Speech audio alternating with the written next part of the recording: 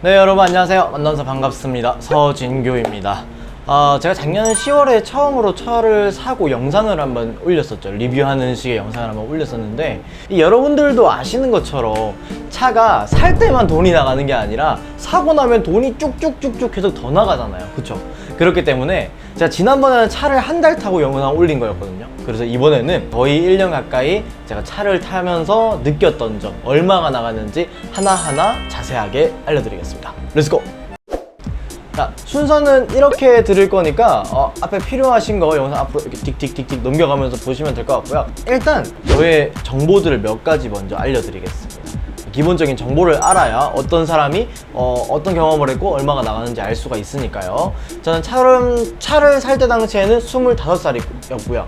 지금은 26살, 그러니까 96년생입니다. 저는 신차를 구매한 게 아니고요. 중고 SUV를 구매했고 할부가 없고 일시불로 전부 다 구매를 한 상황입니다. 직업은 프리랜서입니다. 제가 그래서 프리랜서다 보니까 월 소득이 기본적인 게 없어요. 대부분의 사회초년생분들이 처음 취업을 하면은 대부분 중소기업 가면은 한 200만원 정도 받죠. 세금 떼기 전에 한 200만원 정도 받을 겁니다. 사실 저도 많이 벌 때는 많이 벌고 평균적으로 한 200 정도 되니까 200만원 기준으로 설명을 한번 다 드릴게요. 일단 저의 자동차 유지비를 제외한 한 달 고정 지출은 이렇습니다. 생활비 40만원, 그리고 제 보험에서 어머니 보험비 같이 잠깐 내드리고 있거든요. 보험이 35만원, 그리고 뭐 공과금, 뭐 물세, 뭐 전기세, 가스비 이런 거 한 달에 한 10만원 잡고, 그 다음에 월세로 30만원, 그 휴대폰비, 인터넷, TV 이런 거 다 포함해서 15만원, 그리고 카드 할부가 지금 신용카드 할부가 20만원 정도 있습니다. 네, 어버이날 때 갤럭시 S21 사준다고 무리했다가 큰일 났네요. 아무튼 이렇게 다 더하면은 총 140만원 정도죠. 자, 이 정도 지출이고 이 정도 나이고 어떤 직업을 가지고 있는 사람인지 이제 대충 아셨으니까 이거를 참고하시면서 영상을 보시면은 될 것 같습니다. 여러분들이 제일 많이 궁금해하실 유지비에 대한 부분, 일단 저는 직업의 특성상 프리랜서잖아요. 외부로 벗어날 때가 많아요. 살고 있는 지역이 아니라 다른 지역으로 갈 때가 굉장히 많습니다. 유류비를 조금 많이 쓰는 편이다 라는 거를 감안을 하시면 될 것 같고요. 기본적인 유지비는 이렇습니다. 제일 큰 거, 보험비가 135만원 정도 들어갑니다. 근데 이 135만원 한 번에 낼 수가 없으니까 신용카드로 할부 10개월에서 한 달에 약 13만 5천원씩 나간다고 보시면 될 것 같습니다. 어떤 분들이 이렇게 말씀하실 수도 있어요. 자차 뺀 건데도 조금 보험비를 싸게 내는 것 같은데, 제 나이대로 만 24세라 보험비를 넣으면은 요거가 더 비싸게 한 170만원, 180만원 정도 나올 거예요. 근데 저는 제 자동차 명의 99%를 제 걸로 하고 1%를 어머니한테 줬어요. 왜 이렇게 했냐면은, 그러면은 어머님 명의로 같이 보험을 넣을 수가 있습니다. 엄마 차랑 묶어서 보험을 넣을 수가 있어요. 그러면은 보험비가 되게 많이 싸집니다. 한 40만원 싸져요. 그래서 저는 135만원 정도로 이렇게 내고 있는데, 아마 대부분 사회초년생 분들이 보험비를 처음에 내려면 이런 식으로 묶어서 하는 게 좀 더 돈을 많이 아낄 수 있지 않을까. 40만원 한 달 하면은 한 4만원씩 차이가 나는 거니까 엄청 크죠. 4만원이면 치킨이 2번이에요. 그렇죠? 자, 그리고 기름값, 경유값이 너무 올랐어요. 제가 지난 영상에 뭐 리터당 1,100원 이렇게 계산하고 앉았던데, 미친 지금 1,400원입니다. 그렇기 때문에 유류비가 좀 많이 나갑니다. 유류비를 제가 일주일에 더 넣을 때도 있고 덜 넣을 때도 있지만 평균적으로 5만원 정도씩 넣고 있습니다. 뭐 모자랄 때도 있어요. 모자랄 때가 사실 더 많긴 한데 일단 5만원이라고 칠게요. 일단 최소로 일단 가정하면서 치겠습니다. 한 5만원 정도 하는데 한 달이면은 그러면은 20만원이죠. 유류비 한 달에 20만원, 그 다음에 보험비 13만 5천원, 둘이 합치면은 33만 5천원이 그냥 타고 다니는 거, 그러니까 보험 내고 뭐 기름값 해서 타고 다니는 게 한 달에 33만 5천원 정도가 들어갑니다. 자, 일단 세금은 6개월에 한 번씩 날라오는데 저는 한 번에 한 15만원 정도씩 내야 되더라고요. 근데 뭐 2번 내가지고 지금 일단 30만원 나왔고요. 세금 30만원 나왔고요.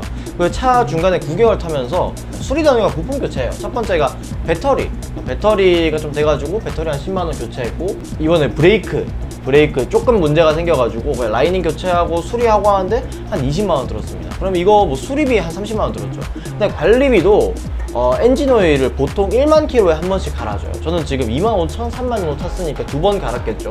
3만 아직 안 됐거든요. 곧 조만간 또 갈아야 돼요. 근데 저는 좀 약간 그래도 좀 비싼 걸로 넣어가지고 한번 바꿀 때 한 10만 원 조금 넘었거든요. 이렇게 해서 2번 바꿨으니까 20만 원 이렇게 시도를 하겠습니다. 자, 그러면은 한번 정리를 해볼게요. 유류비래. 관리비로 제가 지금 한 20만 원 쓴 거고요. 세금 30만 원 썼고, 그 다음에 수리하는데 또 한 30만 원 썼네요. 80만 원 정도. 과태료 다 포함하면은 뭐 한 90만 원 정도 될 거예요. 9개월 동안 차를 타면서. 한 달에 평균적으로 10만 원 정도씩 더 나간다고 생각을 하시면 됩니다. 자, 그러면 아까 우리 33만 5천 원에서 더하기 10만 원 하면은 한 달에 우리가 차를 유지하기 위해서 필요한 비용은 평균적으로 43만 5천 원입니다. 또 중요한 거, 저는 할부를 안 하고 일시불로 사서 이 정도가 나오는 겁니다. 여러분들이 뭐 예를 들어 차를 살 때 신차를 사든 중고차를 사든 할부를 했어요. 그러면 여기서 최소 한 달에 10만 원은 나갈 겁니다. 최소예요, 최소. 얼마나 할부하느냐, 또 어떤 차를 사느냐에 따라 다르겠죠. 그러면 한 5, 60만 원 나가겠죠, 한 달에 차 유지하는 게. 근데 저금을 하는 방법이 있긴 해요. 저금이 아예 안 되는 건 아닙니다. 저금이 어렵다입니다. 저금 가능하긴 해요. 근데 저금하는 방법은 크게 두 가지입니다. 첫 번째, 지금보다 돈을 더 번다. 일단 솔직히 제일 마음 편한 건 첫 번째예요. 그리고 제일 어려운 것도 첫 번째입니다. 돈을 더 벌면 돼요. 맞아요, 돈을 더 벌면 돼요. 자, 두 번째 방법으로 생각을 해볼게요. 내가 딴 데서 지출을 줄이면 돼요. 예를 들어서 뭐 생활비 40만 원이었는데 집에서 밥 좀 해먹고 이렇게 하면 되지, 그래 할 수 있을 거야 하고 30만 원으로 줄였다. 그럼 10만 원 여유내서 10만 원 뭐 주택 처약을 넣든 적금을 넣든 그렇게 할 수 있습니다. 그런데 제가 하고 싶은 말은 뭐냐면요, 차가 없으면은 굳이 내 다른 기본 지출을 줄일 필요가 없었어요. 맞죠? 훨씬 더 풍요롭게 살 수 있었을 거라는 겁니다. 그러니까 돈을 모으긴 모을 수 있어요. 근데 어떻다? 힘들다. 쉽지 않다. 그러면은 새끼야, 그럼 차를 사라는 거야, 말라는 거야, 미친, 이렇게 생각을 하실 수도 있는데, 판단은 여러분들의 기준에 따라 달라요. 개인에 따라서 다 달라요. 저 같은 경우는 말씀드리자면 프리랜서잖아요. 그리고 아까 말씀드렸던 것처럼 이것저것 돌아다니다 보니까 갈 때마다 차를 타고 버스나 지하철을 타고 다닐 수는 없어요. 안동 갔다가 구미 가야 되고 이럴 때도 있습니다. 그러면은 차가 필요한 겁니다. 저는 그래서 차를 산 거예요. 제가 일을 하려고. 근데 만약에 근데 제가 대중교통으로 30분 이내에 출퇴근할 수 있는 거리에 직장이 있는 사람이었다. 솔직히 그랬으면 바로 결정 안 했을 것 같아요. 근데 그렇다고 말씀드렸지만 사는 게 돈이 많이 나가기는 합니다. 돈이 나가는 만큼 편리하긴 합니다. 편리해요. 분명히 이걸 사면서 나한테 얻는 게 있겠네요. 그러면 여러분들이 이 차를 샀을 때 내가 얻는 게 뭐고 잃는 게 뭔지 따져보세요. 잃는 거는 돈 50만 원이에요. 한 달에 50만 원씩이래요. 얻는 거는 나의 편안과 삶의 질, 약간 행복, 만족감, 이런 거예요. 근데 이 만족감과 행복과 나의 목적을 이루는데 50만 원이 아깝지 않다. 그럼 사는 게 맞아요. 근데 이게 이런 장점들이 50만 원 값어치를 못한다. 그럼 안 사는 게 맞는 거죠. 이 판단은 여러분들이 하셔야 되는 거고, 지금 제가 드리는 거는 하나 똑같은 사회초년생의 입장에서 주관적인 경험을 전달을 해드리는 겁니다. 자, 아무튼 여러분들에게 뭐 이런 정보가 조금이나마 도움이 되었기를 바라고요. 추가적으로 궁금하신 점은 이렇게 댓글 남겨주시면은 제가 답글을 달아드리도록 하겠습니다. 지금까지 시청해주셔서 감사하고, 저는 다음에 또 이렇게 사회초년생들을 위한 여러가지 정보들을 가지고 돌아오도록 하겠습니다. 그럼 이만, 빠이빠이.